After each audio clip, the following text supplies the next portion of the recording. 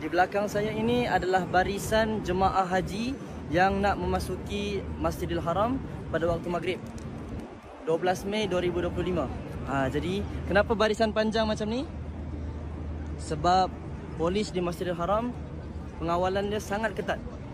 Hanya jemaah yang ada nusuk dan yang ada visa haji sahaja yang boleh memasuki ke Masjidil Haram.